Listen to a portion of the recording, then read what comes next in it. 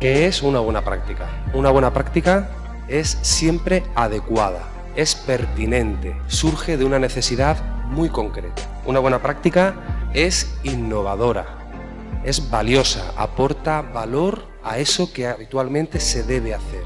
Se puede medir objetivablemente, cualitativa o cuantitativamente. Es replicable y una buena práctica, para que lo sea, debe ser susceptible de mejora.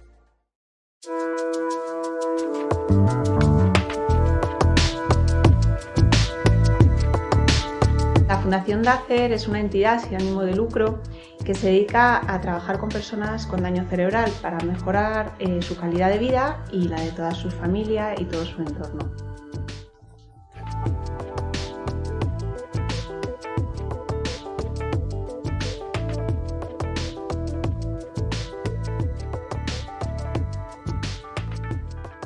La iniciativa Escuela de Familias es un proyecto que tiene como objetivo capacitar tanto al profesional del hospital que atiende directamente a los afectados de daño cerebral en su fase más aguda, enfermeras, auxiliares de clínica, celadores, como a los familiares de estas personas, de los afectados por daño cerebral, para estimular a su familiar desde el momento inicial de la lesión, con el objetivo de que cuando la persona llegue a una fase un poquito más estable, esté en las mejores condiciones posibles para empezar el proceso rehabilitador.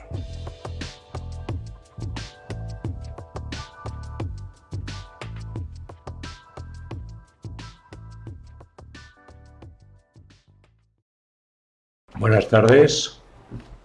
Gracias por acompañarnos una tarde más en este cuarto seminario web del ciclo formativo Escuela de Familias, impartido por profesionales de la Fundación DACER.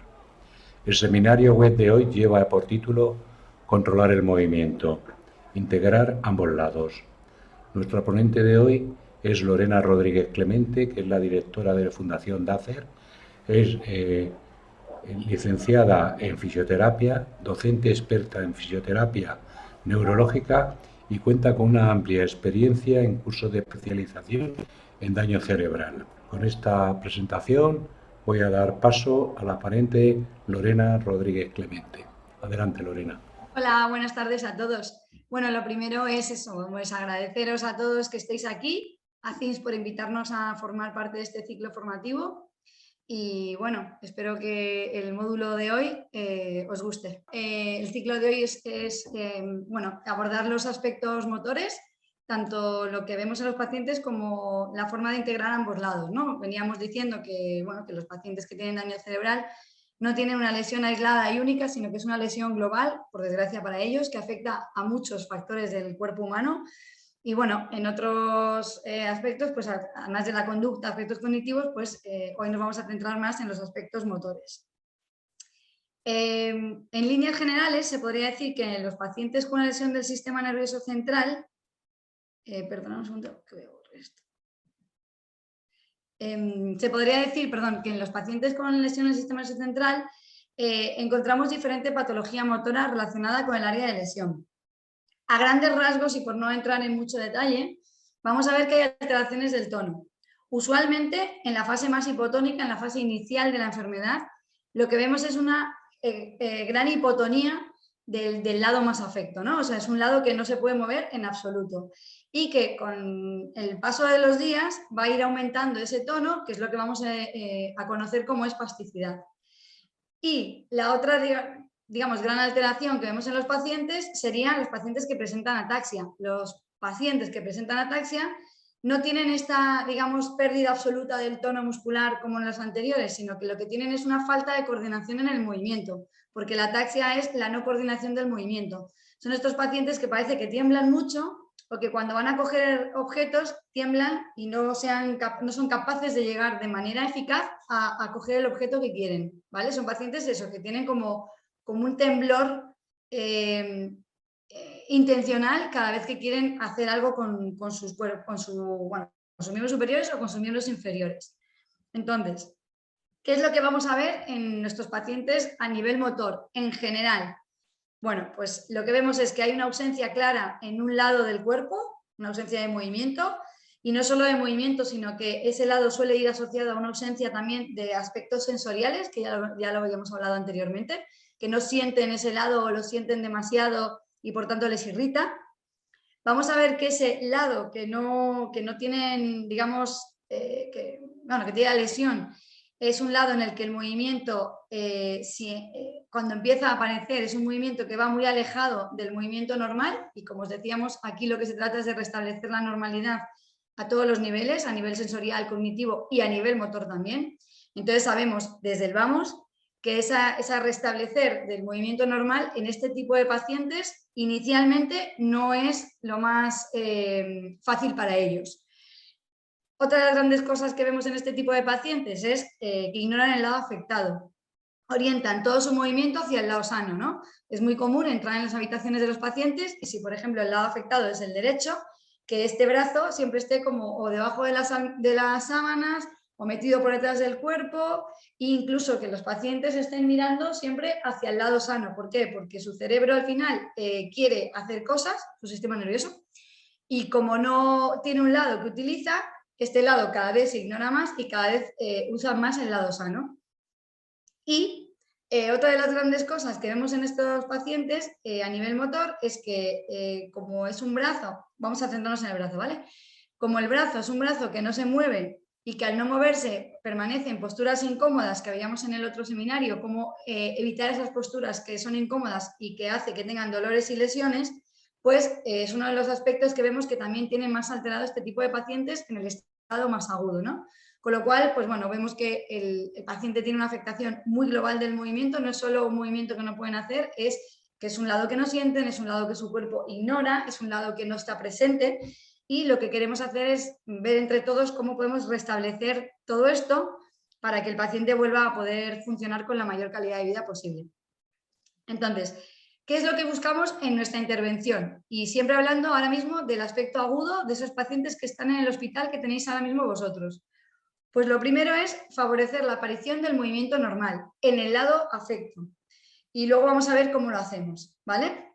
Luego, que el paciente integre sus dos lados para que el lado afecto, como veíamos el otro día, no quede fuera de su campo visual, como poníamos y proponíamos los marcos posturales para que estén los dos integrados, y porque eso, lo que ya venimos diciendo hace tiempo, es que evitará que puedan tener lesiones futuras. En este caso, esta señora que estoy poniendo, esto que tiene aquí es una subluxación de hombro muy importante y esta señora salió así del hospital. Esta, por desgracia, no es un caso aislado ni único.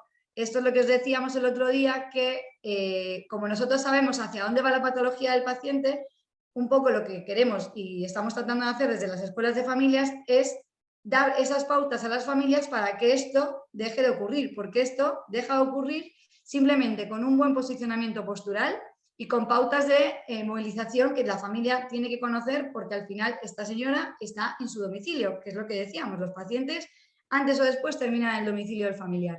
Cuanto antes el familiar sepa manejarlos y sepa cuidar todos los aspectos de su familiar, mejor van a ir las cosas. Entonces, la línea de la escuela de familias es evitar todas estas cosas que vemos que están surgiendo a posteriori.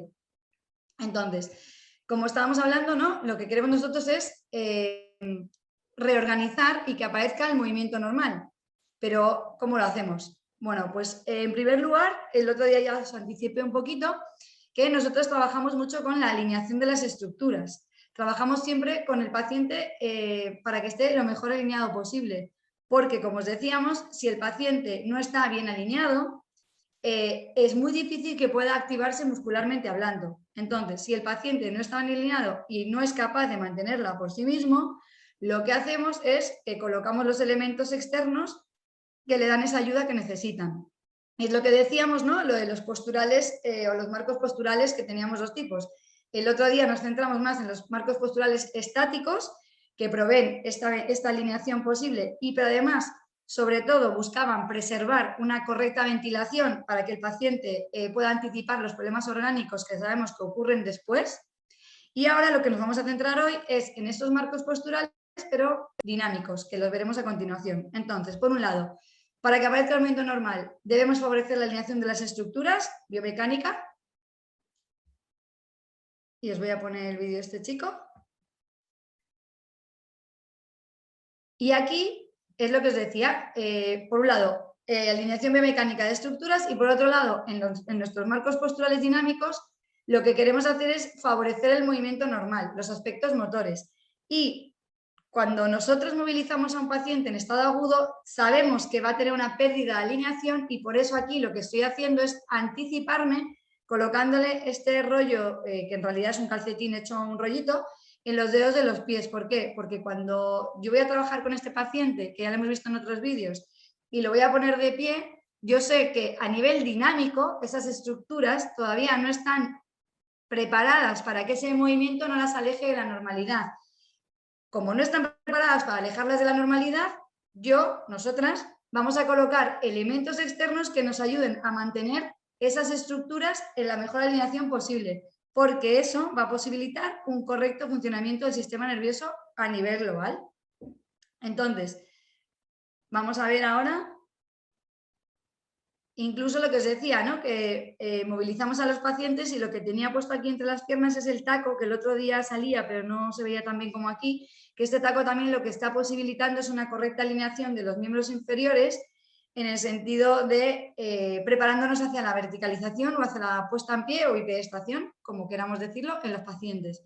Entonces, empezamos a combinar. Este chico ya hizo la parte postural dinámica, estática del otro día, que veíais que estaba respirando conmigo, que tenía las almohadas colocadas, y ahora vamos a ir a lo que se llama eso, los marcos posturales más dinámicos, que lo que pretenden es darle movimiento sobre la base de una correcta alineación biomecánica. Si el paciente, por su condición clínica, no es capaz de mantener esa alineación biomecánica, anticiparemos siempre esa pérdida de alineación con elementos externos. En este caso, el elemento externo tiene que permitir el pequeño movimiento que queramos generar en el paciente, porque para ponerle de pie el elemento externo tiene que acompañarme en esa maniobra, lo ponemos tantas veces como sea necesaria y nunca dejaremos que nuestro paciente pierda la alineación biomecánica.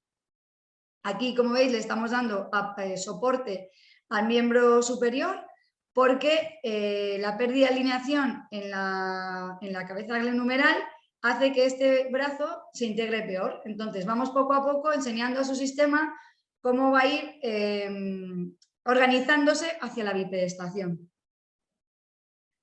Y aquí ya tenemos al paciente bipedestado, que también, pues lo que decíamos el otro día, ¿no? Al final, nuestros pacientes en el estado agudo no tienen control. Este chico no tenía control, por supuesto, en miembros inferiores para mantenerse de pie, no tenía control en la pelvis para poder mantener una correcta extensión de cadera, por lo tanto se la damos nosotros, y no tiene, por supuesto, control de tronco, que se lo está dando mi compañera con su cuerpo, y lo que decíamos, ¿no? La falta de control cefálico, que es súper característica en nuestros pacientes, bueno, pues se la damos con elementos externos, como es este caso, pues el collarín, que también el otro día os comentábamos que no hay que tenerle miedo a ponerle ayudas externas a los pacientes, porque el mito de que porque yo pongo este collarín en el paciente, esta musculatura se va a hacer más débil y va a dejar de trabajar es totalmente erróneo.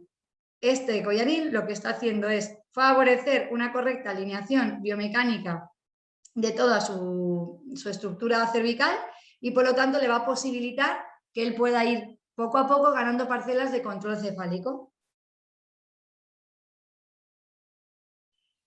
Entonces decíamos, para poder hacer que en el paciente aparezca el movimiento normal, lo primero era buscar una alineación biomecánica correcta. Lo segundo sería cómo favorecemos la estabilidad del paciente, porque para que exista un movimiento organizado, el otro día también habíamos anticipado que debía haber zonas que aporten estabilidad y que esas zonas que aportan estabilidad son las que van a generar después un movimiento organizado. Cuando esta zona no aporta estabilidad, porque el paciente no es capaz de mantenerla por sí mismo, pues porque el tronco se fatiga, porque la musculatura del hombro está débil, lo que hacemos es colocar los elementos externos que le pueden ayudar. Que decíamos, pues las sillas bien colocadas, los respaldos, las mesitas por delante, las almohadas laterales. O en el caso de que ya el paciente vaya teniendo más control y podamos ir a actividades superiores, nosotros le seguimos trabajando, les bipedestamos con elementos externos que nos ayuden a mantener esa bipedestación y en este caso, por ejemplo, vamos combinando aspectos de control ventilatorio que el paciente ya tiene trabajados y adquiridos desde el del supino, ahora en bipedestación, porque cuando nosotros bipedestamos a los pacientes no tenemos que olvidar todos los componentes que venimos arrastrando desde el momento más agudo del supino.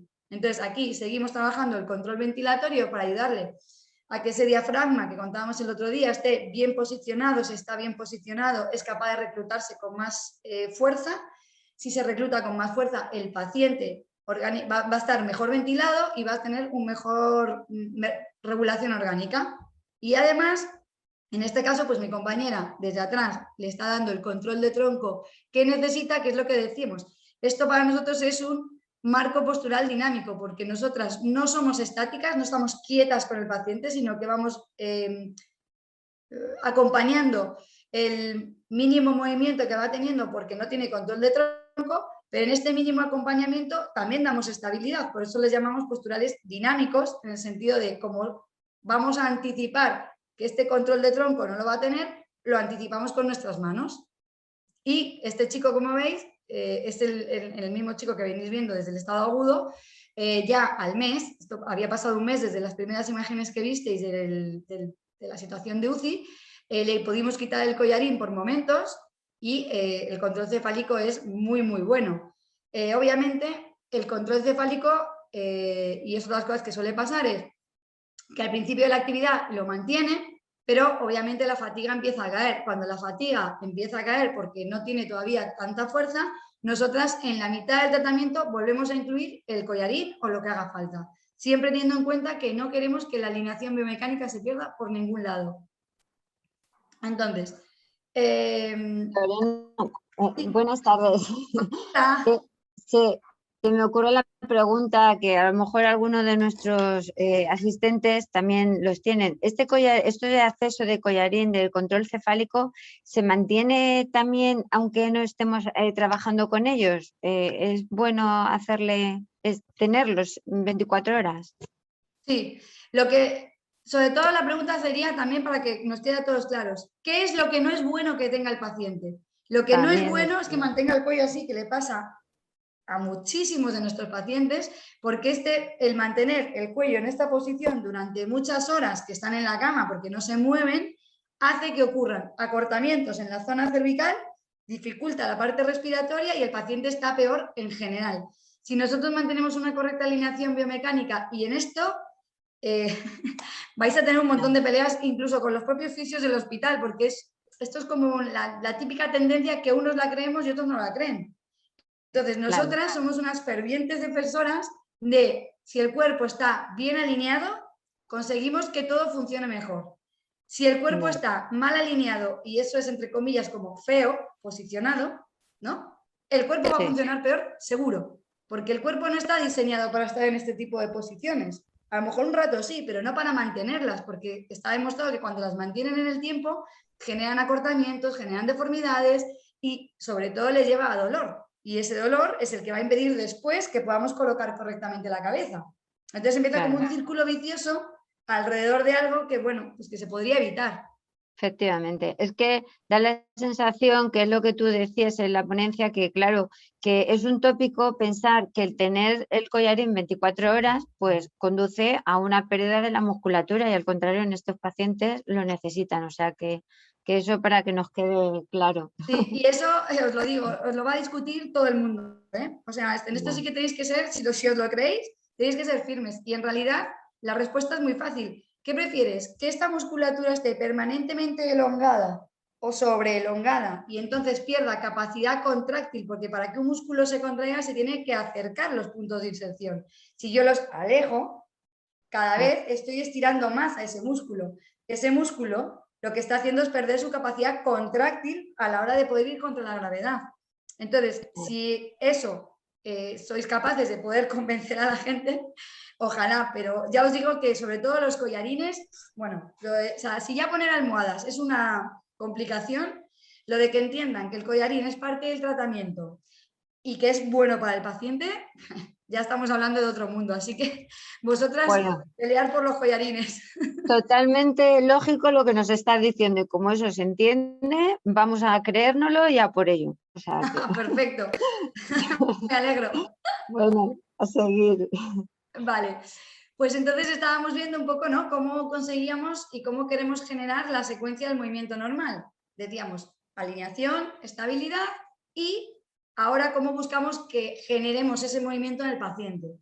Pues lo que nosotras seguimos son los principios de lo que se conoce como el principio del aprendizaje motor.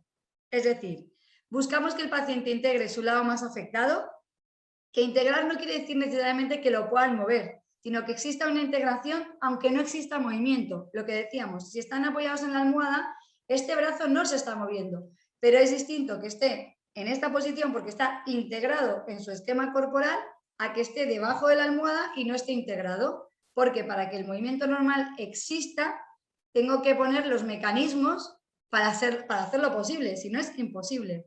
Entonces, los principios del aprendizaje motor no solo son principios de pacientes neurológicos, estamos hablando de la base de la normalidad de todos nosotros. Todos nosotros, desde niños, para aprender cualquier conducta motora, nuestro sistema nervioso central necesita practicarla y experimentarla en situaciones reales. Nadie jamás va a aprender a escribir si no lo hace. Nadie jamás va a aprender a conducir si no hace la acción de conducir. Nadie puede aprender viendo a otro hacer. Así que, teniendo esto en cuenta y teniendo esto claro, nosotras no podemos dejar que nuestros pacientes estén inactivos durante la fase más aguda del proceso, porque en esa fase más aguda se juntan dos problemas, digamos, la inactividad que presenta el paciente, pero que también es el momento más plástico de ese cerebro.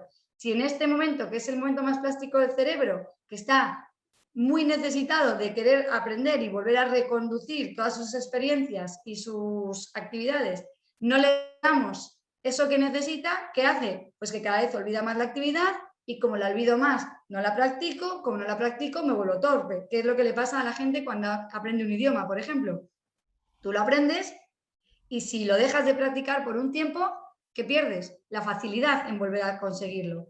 Pues al sistema nervioso le pasa exactamente lo mismo. Entonces, como ya sabemos, por suerte, cuáles son los mecanismos que hacen que el sistema nervioso aprenda en condiciones normales, lo único que tenemos que hacer es restablecer eso ahora en una persona que, bueno, que es más mayor, pero que su sistema nervioso tiene capacidad para volver a aprender todo.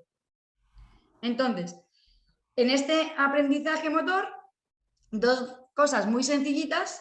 Tenemos que saber que hay una fase inicial que implica comprender la tarea, pero que además la haces de una manera torpe, y una fase final en la que ya comprendes la tarea profundamente y tienes el movimiento automatizado. Por ejemplo, cuando, no sé si vosotros os ha pasado, pero yo, por ejemplo, aprendí a tocar guitarra de pequeña. Entonces, digamos que en mi fase inicial yo tenía una parte para poder comprender la tarea, pero mi coordinación era muy torpe porque no tenía los mecanismos ni había hecho una práctica secuenciada durante mucho tiempo. A raíz de la práctica, de ir a clases y otra vez, y practica, y practica, y practica, y practica, que llegas a la fase final en la que la comprensión es tan profunda que ese movimiento pasa de ser un movimiento en el que yo tengo que poner toda mi voluntad para aprender a un movimiento en el que ni siquiera tengo que poner la atención para seguir haciéndolo, porque llega un momento en el que la actividad la has automatizado tanto y tu sistema la ha automatizado tanto a nivel central que tú ya no tienes que poner la voluntad en ello. Y pasé a la fase de, pues ahora puedo tocar la guitarra en misa con mis compañeras de colegio porque ya no tengo que estar atenta a dónde están los acordes de la guitarra ni dónde están las cuerdas. Entonces, esto pasa con cualquier actividad del día a día que cualquier persona quiera aprender. Da igual, idiomas, actividades motoras, actividades cognitivas, da igual. Todo aquello que el sistema nervioso quiere aprender pasa por estas dos fases. Bueno, pasa intermediamente, tiene varias, pero para no entretenernos, hay una fase inicial en la que comprendes y eres torpe y una fase final en la que si lo has practicado, lo comprendes y eres muy eficaz con el movimiento. Entonces, ¿qué es lo que pasa? Que cualquier actividad que sea voluntaria, con la repetición y la intensidad con la que lo hacemos, pasa a través de la práctica a poder ser una actividad automática y que se puede hacer sobre todo en diferentes contextos. No vale con que el paciente aprenda a caminar dentro de un centro que está perfectamente adaptado. No, eso no nos vale. Lo que vale es que el paciente aprenda a caminar y que en el diferente contexto de su marcha, es decir, cuando sale a la calle, cuando va a ver a un amigo a su casa, cuando va al supermercado, sea capaz de reproducir esa marcha. Solo en ese momento el componente estará automatizado y será lo normal para ese sistema nervioso central. Pero es verdad que para que aprendan y lleguen a ese punto de automatismo, necesitan pasar por todas las fases del aprendizaje. Entonces, ¿cómo aprende el sistema nervioso en general? ¿Vale? Entonces, por un lado, repetir la tarea, y por eso parte de nuestro principio de abordaje en las escuelas de familias es y está basado sobre todo en las actividades básicas de la vida diaria, las AVDs, que las veréis en el último módulo, pero os las voy anticipando. ¿Por qué? Porque una AVD es pues vestirse, ducharse, lavarse los dientes, lavarse las manos, comer, asearte. Entonces, estamos pensando en que el sistema nervioso, para aprender algo de nuevo, y aquí se trata de pacientes que tienen que empezar de nuevo toda su vida, se necesita actividades que, por un lado, se repitan muchas veces, qué mejor que las actividades de la vida diaria, porque lavarnos los dientes es algo que repetimos en numerosas ocasiones, lavarnos las manos se repite muchas veces en el día, ponerte o limpiarte la cara, ponerte crema. Entonces, si esas actividades ayudan y favorecen a que el sistema nervioso aprenda, y encima son actividades que se pueden hacer sin ningún tipo de riesgo en el momento agudo del hospital porque están en la cama y están en un entorno controlado, pues para nosotras se convierten en una fuente inmensa de estimulación y de aprendizaje motor para un sistema nervioso que está lesionado, y que además esas actividades van a ser básicas para que esa persona en su domicilio pueda ser un poco más independiente. Entonces, para que aprenda todo esto, el sistema nervioso, 1, lo primero es repetir la tarea. 2, que lo puedas hacer en distintos contextos, que es lo que decíamos. No nos vale que el paciente aprenda a lavarse los dientes, por ejemplo, pues en DACE. Yo necesito que el paciente sea capaz de automatizar esa actividad en distintos contextos de su vida, allá donde lo necesite. Luego, las actividades están divididas por componentes, porque es verdad que muchas veces, y esto cuesta mucho que las familias lo entiendan, cuando tú haces una actividad, ¿no? Lavarte los dientes, nadie se pone a pensar en cuántas fases está dividido esa actividad, simplemente te lavas los dientes, pero si nos ponemos a pensar y descendemos al detalle, porque al paciente hay que enseñarle a descender al detalle de, para lavarte los dientes, 1, necesitas, más allá de todo el material, de pasta de dientes, el vaso de agua, el grifo, una toalla, necesitas que tu sistema nervioso sea capaz de parcelar en tantos componentes motores o sensoriales como fases necesites para conseguir el objetivo. Entonces, si para lavarme los dientes necesito una apertura de mano para coger el cepillo de dientes, una flexoextensión de muñeca, una pronosupinación de muñeca, necesito que la mano sea libre también para abrir y cerrar el grifo, pues todo eso son las mini componentes que nos llevan a poder realizar la actividad global. Y eso hay que sabérselo hacer entender a la familia. ¿Por qué? Porque la familia muchas veces dice, es que como no sabe lavarse los dientes, no lo hacemos. No, es que a lo mejor no sabe hacer la tarea completa. Pero si dividimos la tarea en mini parcelas, a lo mejor de las 10, por poner un ejemplo, de las 10 parcelas que componen aprenderse a lavar los dientes, si el paciente es capaz de hacer 3, el paciente hace 3 y la familia hace 7. Porque de repetir y repetir y repetir, el paciente terminará haciendo 5, 7, 10 y la familia hará 7, 3, 2, ninguna. Y es muy importante que las familias entiendan que es la forma de aprender, no hay otro camino. Desgraciadamente, o por lo menos nosotras no conocemos otro camino de momento. El componente motivacional, fundamental, pero fundamental no decirle, como no te lavas los dientes, ya te lo hago yo. No, el componente motivacional nos queremos referir a, fíjate que antes dividíamos esta actividad en eso, pues en 10 partes, y ahora de las 10 eres capaz de hacer 5, y cuando empezamos eres capaz de hacer 1. ¿Por qué? Porque esto de dividir la actividad en mini componentes también hace que el paciente vea como mucho más alcanzable el objetivo, porque esto de cara a la marcha es muy fácil, ¿no? Porque viene un paciente que está en silla de ruedas y te dice, yo lo que quiero es caminar. Y si tú le dices, vale, el objetivo es caminar, perfecto, pero tú sabes que ese paciente no va a caminar el primer día, ni el segundo, ni el tercero. Primero, no sabes si va a caminar. Segundo, en caso de que camine, tú nunca vas a saber el tiempo de antemano, porque el tiempo lo va a marcar la cantidad de veces que repita los gestos que necesita para que esa actividad sea posible. Es decir, para poder caminar necesito Un pie que adapte la superficie del suelo, que lo veíamos el otro día con la chica que estaba sentada en el banco con su padre, que el pie tiene que estar en una superficie que genere reacciones de enderezamiento. Un pie que genere reacciones de enderezamiento. Una rodilla que no claudique en hiperextensión o en flexión. Una cadera que sea capaz de extender la pelvis para que el paciente se mantenga de pie. Y a todo eso, poderle dar un movimiento sin que el paciente pierda la estabilidad. Pues al paciente y a la familia se le cuenta todos esos componentes y se dice, el objetivo es caminar, perfecto. Pero este objetivo lo vamos a dividir en tantas necesidades como partes de la tarea requieren para llegar a ese objetivo final. ¿Por qué? Porque así el paciente también mide cuánto está evolucionando y cuánto no. Porque si no, si la pregunta es el primer día, ¿caminas? Te dice no. Y si lo preguntas a los 6 meses, ¿caminas? No. Para él diría, entonces, ¿qué hago? O sea, a mí la rehabilitación, ¿de qué me sirve? Si mi respuesta sigue siendo la misma, no consigo caminar. Ahora, si yo te digo, ¿caminas? Y me dice, no, porque tengo que trabajar primero, pues X cosas. Y a los 6 meses dices, ¿caminas? Te dice, no, pero ya soy capaz de mantenerme de pie, que es un requisito básico para poder caminar. El paciente, a nivel de motivación, sabe que está consiguiendo hitos de cara al objetivo final, que es, por supuesto, caminar. Y lo más importante, nosotras siempre decimos que el paciente tiene que estar, digamos, tiene que participar activamente del proceso. No, muchas veces nos pasa que vienen pacientes o en los hospitales, ¿no? Que vas y le dices, bueno, ¿y qué puede hacer tu familiar? Uy, nada, está fatal. Es que no mueve nada el lado afectado, es que no se entera de nada, es que yo creo que está mal de la cabeza, es que fíjate, no puede hacer nada, nada, nada, nada. Y tú le dices, pero tú has intentado preguntarle o decirle que haga algo contigo. Uy, no, ¿cómo voy a hacer yo eso? Si es que no se entera de nada, está fatal. Y entonces le decimos, bueno, pues te voy a enseñar yo cómo hacerlo.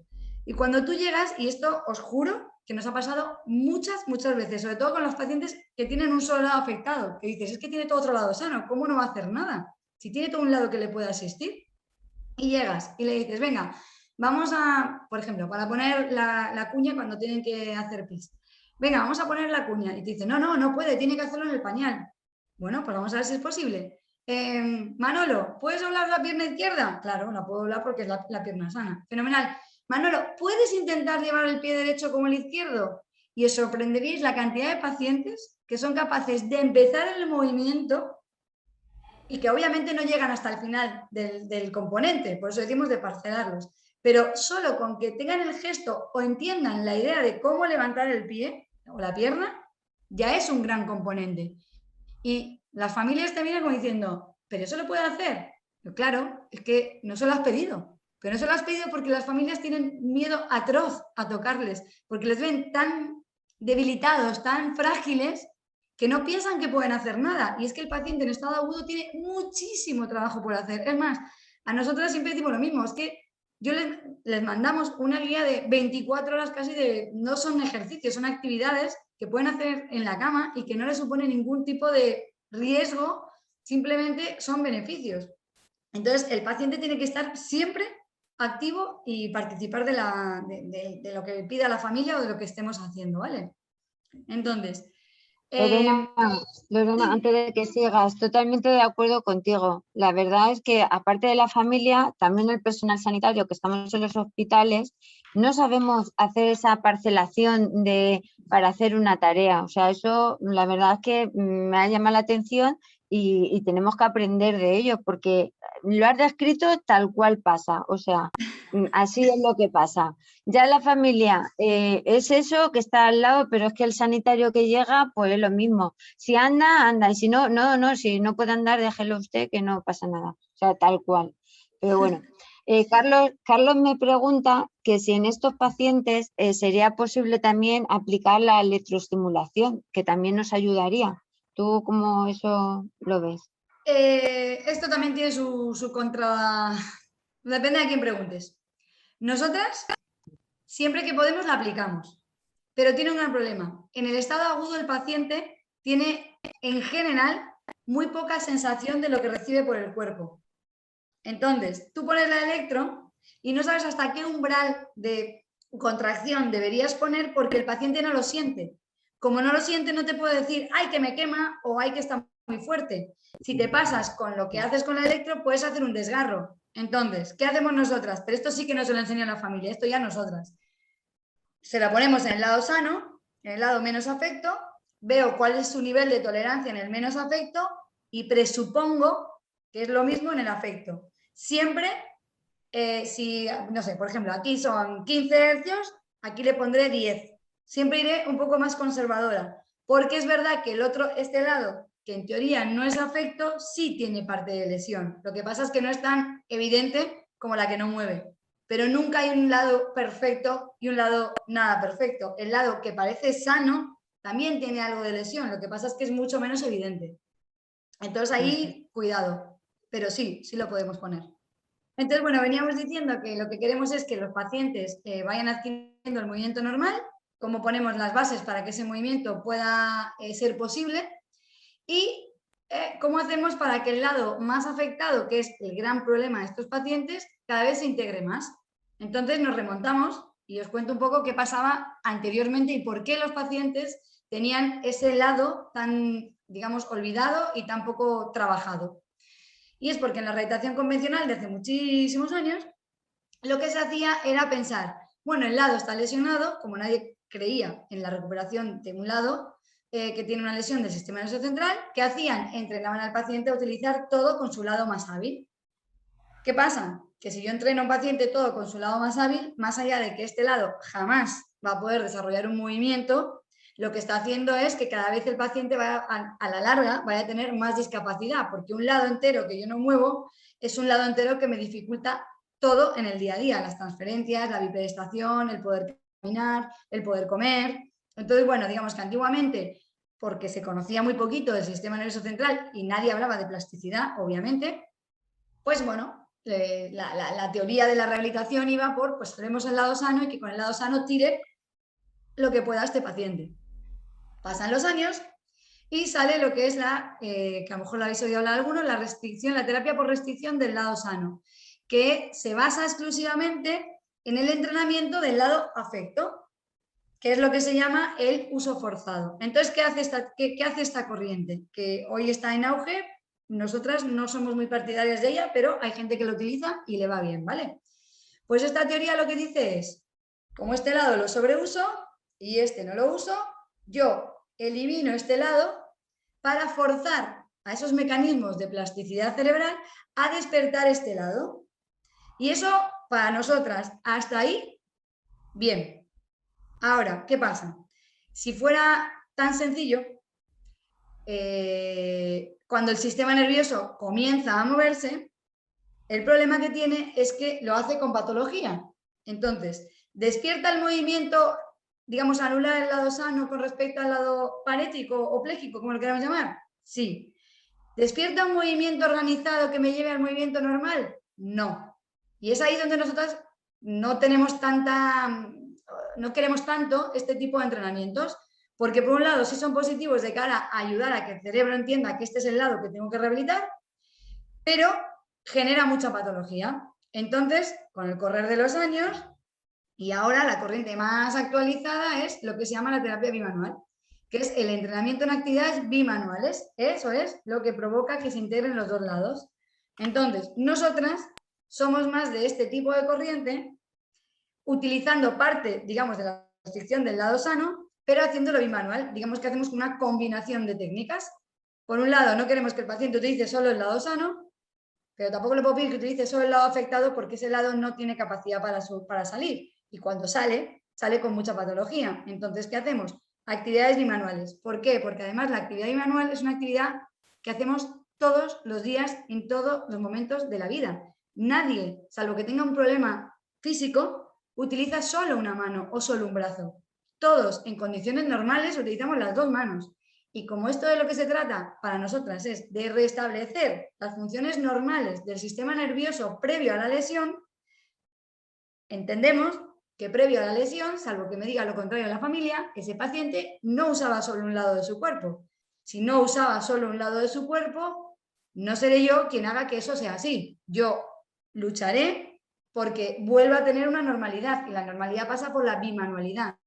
Ahora, ¿cómo se genera la bimanualidad con un lado parético y un lado no parético? Pues es lo que vamos a ver y vamos a entender. Entonces, dentro de las actividades bimanuales tienes, por hacerlo grande, dos actividades como muy básicas, las que son simétricas, como sujetar un plato, llevar una bandeja, llevar sábanas, coger un libro, ¿vale? Hay actividades simétricas y las hay asimétricas, como en este caso, pues para cortar una manzana, una mano estabiliza y la otra es más activa.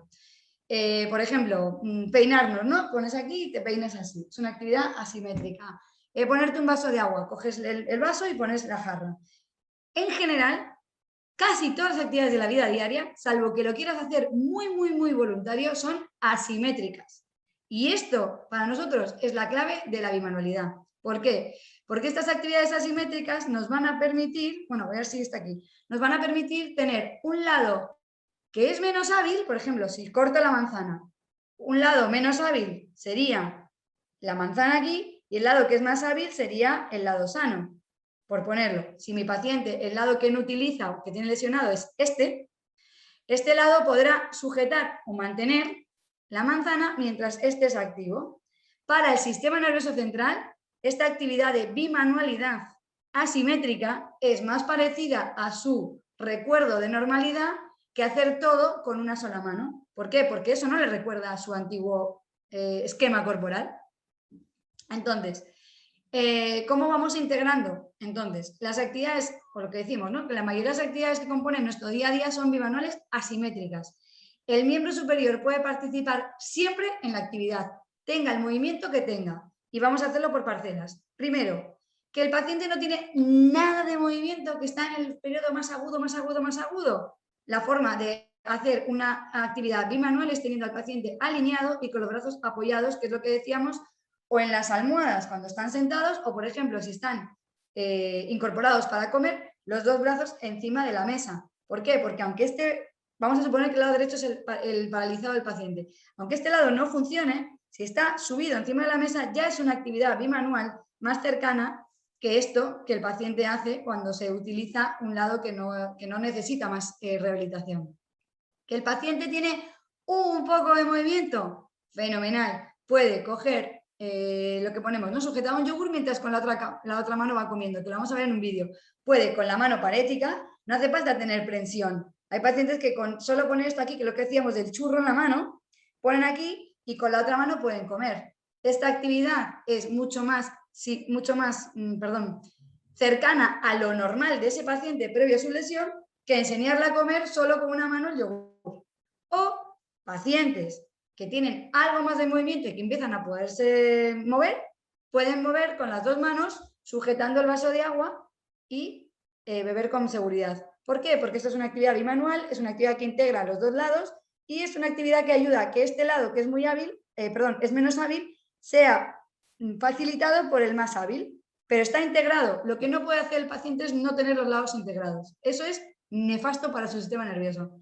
Entonces, ¿cuáles son los principios básicos para que podamos estimular todo este movimiento en el hospital? Pues lo que decimos, ¿no? Que todo el movimiento que el paciente realiza a lo largo del día puede ser beneficioso o perjudicial para su recuperación. Lo que decimos, si dejamos que utilicen todo con el lado sano, estamos haciendo algo que es muy perjudicial. Si ayudamos a que sea bimanual, será beneficioso. Pero para que esto ocurra es necesario que todo el entorno del paciente esté implicado y por eso estamos aquí hoy con todos vosotros, porque para nosotras el entorno del paciente no es el paciente y su familia, es el entorno hospitalario, o sea, todo el personal sanitario que está con esos pacientes debería tener, pues bueno, si participáis en esta idea, digo, estos conocimientos, porque así entenderéis por qué las familias hacen las actividades que les mandamos después y porque es una forma de favorecer entre todos la conexión, porque si estamos diciendo que el sistema nervioso aprende a base de repetición y de intensidad, si cada vez que un auxiliar X hace alguna actividad con ese paciente de higiene y lo hace, digamos, de una manera en la que todos estamos de acuerdo en actuar por el lado más afectado y hacer X actividades, cada vez que ese paciente sea higienizado por cualquier compañero vuestro, siempre recibirá la misma información y eso hará que su cerebro cada vez vaya aprendiendo esa actividad porque nadie se lo está haciendo hacer de una manera distinta, que es lo que hace que el paciente se confunda. Entonces, ¿cómo posicionamos a los pacientes? Que lo vimos el otro día, pues siempre decimos, ¿no?, que el miembro superior afecto tiene que estar dentro del campo visual. Vamos a colocar siempre los estímulos que le llamen la atención, pero por el lado afecto, nunca por el lado, bueno, nunca se dice nunca. Siempre que se pueda evitar, no los pondremos por el lado sano, porque no queremos que el paciente se oriente hacia este lado, que ya lo tiene, digamos, bien, entre comillas siempre, sino que queremos que este sea el lado por el que vengan todos los estímulos, porque este es el lado que queremos despertar, estimular y organizar. Y lo que decimos, que en las actividades del miembro superior siempre tienen que estar los dos miembros integrados. ¿Por qué? Porque lo que queremos evitar es lo que os enseñé al principio de la señora con las lesiones, ¿no? Evitar, uno, que empiecen a levantar el hombro, que es una actividad como muy inicial en los pacientes, cada vez que empiezan a mover el lado parético, lo primero que empiezan a mover es el hombro y hacen este gesto. Con este gesto es imposible que alguien haga un alcance correcto, porque lo que hacen es esto, y terminan aquí, y terminan aquí, y terminan aquí. Entonces, como queremos contrarrestar toda esa patología que sabemos que se instaura cuando el sistema lo hace, digamos, solo, hay que evitar todos estos vicios que van a aparecer. Entonces, evitamos la elevación del hombro con poner actividades para que apoyen los brazos. Evitar que los movimientos se realicen en rotación interna, porque cuando los pacientes hacen las cosas aquí, están lesionando el hombro y encima les va a doler. ¿Y qué queremos evitar también? Que la mano se cierre en un puño, que es lo que te decía otro día, y no se puede abrir. Hoy sí que os traje la pelota. Si nosotros le damos esto al paciente, estamos favoreciendo que esta musculatura tenga mucha más representación cerebral que la extensora. Y como sabemos que en la patología, y por eso queremos evitar que la mano se cierre en un puño y no se puede abrir en el futuro, y sabemos que es hacia dónde va el sistema, nosotros tenemos que contrarrestar todas estas patologías que van a salir en el paciente. Entonces, ¿qué hacemos? Pues le pedimos al paciente los movimientos siempre próximos al cuerpo. ¿Por qué? Porque es muy característico que las familias digan, a ver, mamá, ven y cógeme, no sé, o tócame la mano. Porque cuando empiezan a ver que levanta el hombro, empiezan a pedirle más y más y más y más. Y ese sistema lo que está haciendo es cargarse de patología y patología motora, porque es un mal movimiento y este mal movimiento le lleva a una mala contracción muscular y eso le genera dolores. Entonces, pedirle siempre movimientos próximos al cuerpo. ¿Por qué? Porque cuando yo te pido algo que es próximo a tu cuerpo, como lavarte las manos, lavarte la cara, lavarte los dientes, estas articulaciones no están sobreexigidas para ese nivel de función que tienen en ese momento. Si además les decimos que tengan los codos apoyados, los hombros no van a sufrir. Pacientes que tengan una capacidad cognitiva mayor se pueden facilitar el movimiento a sí mismos, que ahora vamos a ver en vídeos, ayudándose desde el codo con el brazo menos afectado. Es decir, si este es mi lado afectado y mi paciente tiene capacidad para coger un poco el vaso, lo pueden coger y con esta mano, que es la buena, se dan soporte al codo y hacen esto. ¿Por qué ponemos el soporte del codo? Porque cuando no se pone el soporte del codo, hacen esto. Porque es hacia donde le lleva la patología. Y esto hay que contrarrestarlo hacia esto. ¿Por qué? Porque este movimiento es el que le va a dirigir hacia la normalidad en el futuro. Este movimiento le lleva a la patología. Entonces, queremos contrarrestar todo ello. Y luego lo de siempre, que ya os lo dije, ¿no? Que nunca le demos pelotas blandas para apretar. El apretar de forma repetida una pelota blanda hará que aumente la fuerza de los músculos que cierran la mano y dificulte que la mano se pueda volver a abrir y cerrar con normalidad. Esto es, vamos, importantísimo de cara a los pacientes. Entonces aquí vamos a ver vídeos de cómo vamos haciendo todo esto en los hospitales con los pacientes, porque una cosa es decirlo y otra cosa es hacerlo. Pero realmente cuando las familias lo entienden son actividades muy sencillas y en el último bloque de las actividades de la vida diaria lo vais a entender perfectamente. Entonces aquí tenemos a esta señora, que esta es la que pusimos desde los primeros vídeos también, que su lado parético es el derecho. Entonces, con el brazo menos afecto, que es el izquierdo, le está dando soporte a su codo para que su brazo no esté en cualquier posición. Y se está haciendo actividades de autoasistidas, que se llaman, ¿vale? En este caso, lo mismo, esta señora empieza a poder, aquí no es que tenga un movimiento muy, digamos, fino del brazo, simplemente estamos haciendo que su sistema nervioso no pierda la bimanualidad y entienda que este brazo y este brazo trabajan juntos. Luego ya afinaremos el trabajo, pero digamos que al principio hacemos un trabajo un poco más grosero y lo iremos afinando según el paciente vaya consiguiendo más independencia motora. Aquí lo mismo, lo que decíamos, con los codos siempre apoyados. Esta señora no puede mover la mano derecha y llevarse el brazo así como cualquiera, pero si tiene el soporte es capaz de poder hacer este gesto. Esto no es lo mismo que hiciera solo esto. Para el sistema nervioso esto informa de normalidad o más normalidad que la otra actividad que informaría de no normalidad. O, por ejemplo, lo que decíamos, esta señora comía el yogur y entonces lo tenía con la mano derecha, que era la mano afecta, lo empezó a coger y con la izquierda se daba de comer. Y aquí tenemos a uno de los familiares asistiendo a su madre, en este caso es la hija, le está dando de comer. Y entonces lo que decimos, esta señora está aquí cogiendo el bol con las dos manos, o sea, os digo que la mano derecha parece que tiene mucha más actividad de la que tiene, ¿vale?